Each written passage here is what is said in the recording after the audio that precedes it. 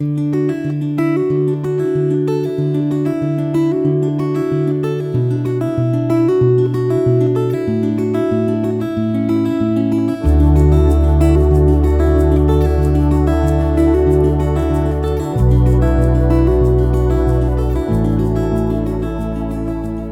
reading begins in Daniel, chapter 11, starting in verse 2. Now I will show you the truth. Behold, 3 more kings will stand up in Persia. The 4th will be far richer than all of them. When he has grown strong through his riches, he will stir up all against the realm of Greece. A mighty king will stand up, who will rule with great dominion, and do according to his will. When he stands up, his kingdom will be broken, and will be divided towards the 4 winds of the sky, but not to his prosperity, nor according to his dominion with which he ruled, for his kingdom will be plucked up, even for others besides these. The king of the south will be strong. One of his princes will become stronger than him, and have dominion. His dominion will be a great dominion. At the end of years they will join themselves together, and the daughter of the king of the south will come to the king of the north to make an agreement, but she will not retain the strength of her arm. He also will not stand, nor will his arm, but she will be given up with those who brought her, and he who became the father of her, and he who strengthened her in those times. But out of a shoot from her roots one will stand up in his place, who will come to the army, and will enter into the fortress of the king of the north, and will deal against them, and will prevail. He will also carry their gods with their molten images, and with their goodly vessels of silver and of gold, captive into Egypt. He will refrain some years from the king of the north. He will come into the realm of the king of the south, but he will return into his own land. His sons will wage war, and will assemble a multitude of great forces, which will come on, and overflow, and pass through. They will return and wage war, even to his fortress. The king of the south will be moved with anger, and will come out and fight with him, even with the king of the north. He will send out a great multitude, and the multitude will be given into his hand. The multitude will be carried off, and his heart will be exalted. He will cast down tens of thousands, but he won't prevail. The king of the north will return, and will send out a multitude greater than the former. He will come on at the end of the times, even of years, with a great army, and with abundant supplies. In those times many will stand up against the king of the south. Also the children of the violent amongst your people will lift themselves up to establish the vision, but they will fall. So the king of the north will come and cast up a mound, and take a well-fortified city. The forces of the south won't stand, neither will his select troops, neither will there be any strength to stand.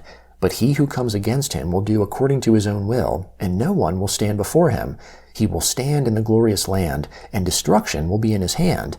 He will set his face to come with the strength of his whole kingdom, and with him equitable conditions. He will perform them. He will give him the daughter of women to destroy the kingdom, but she will not stand, and won't be for him. After this he will turn his face to the islands, and will take many, but a prince will cause the reproach offered by him to cease. Yes, moreover, he will cause his reproach to turn on him. Then he will turn his face towards the fortresses of his own land, but he will stumble and fall, and won't be found. Then one who will cause a tax collector to pass through the kingdom to maintain its glory will stand up in his place, but within few days he shall be destroyed, not in anger, and not in battle.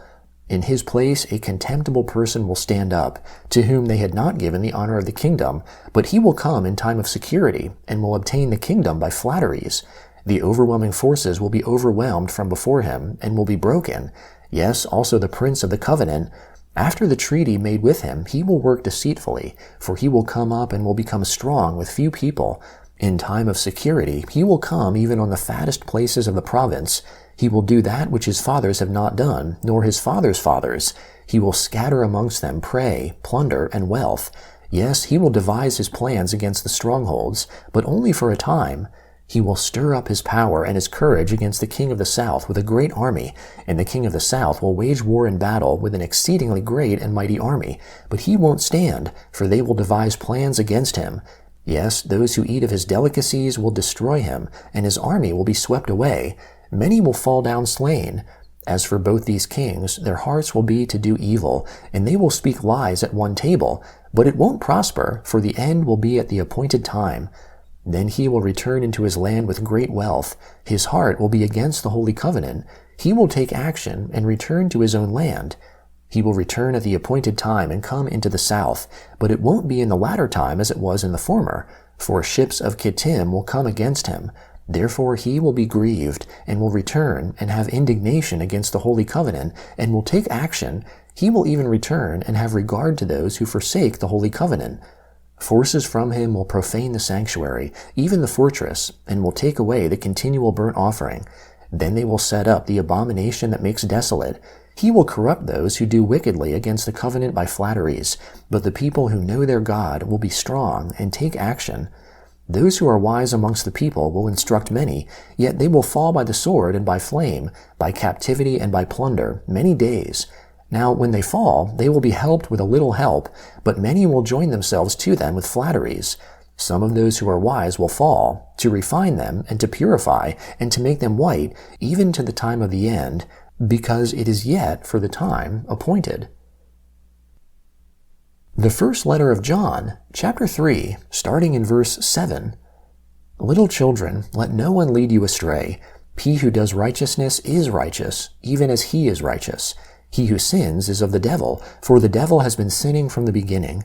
To this end the Son of God was revealed, that he might destroy the works of the devil. Whoever is born of God doesn't commit sin, because his seed remains in him, and he can't sin, because he is born of God. In this the children of God are revealed, and the children of the devil. Whoever doesn't do righteousness is not of God, neither is he who doesn't love his brother. For this is the message which you heard from the beginning, that we should love one another. Unlike Cain, who was of the evil one and killed his brother. Why did he kill him? Because his deeds were evil, and his brothers righteous. Don't be surprised, my brothers, if the world hates you. We know that we have passed out of death into life, because we love the brothers. He who doesn't love his brother remains in death. Whoever hates his brother is a murderer, and you know that no murderer has eternal life remaining in him. By this we know love, because he laid down his life for us. And we ought to lay down our lives for the brothers. But whoever has the world's goods and sees his brother in need, then closes his heart of compassion against him, how does God's love remain in him? My little children, let's not love in word only, or with the tongue only, but in deed and truth. And by this we know that we are of the truth, and persuade our hearts before him.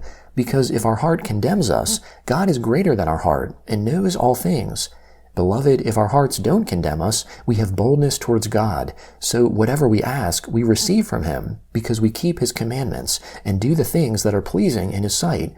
This is his commandment, that we should believe in the name of his Son, Jesus Christ, and love one another, even as he commanded. He who keeps his commandments remains in him, and he in him. By this we know that he remains in us, by the Spirit which he gave us. Psalm 122, beginning in verse 1. I was glad when they said to me, let's go to the Lord's house. Our feet are standing within your gates, Jerusalem. Jerusalem is built as a city that is compact together, where the tribes go up, even the Lord's tribes, according to an ordinance for Israel, to give thanks to the Lord's name. For there are set thrones for judgment, the thrones of David's house. Pray for the peace of Jerusalem. Those who love you will prosper. Peace be within your walls, and prosperity within your palaces. For my brothers' and companions' sakes, I will now say, peace be within you. For the sake of the house of the Lord our God, I will seek your good. Proverbs chapter 29, verse 1. He who is often rebuked and stiffens his neck will be destroyed suddenly with no remedy.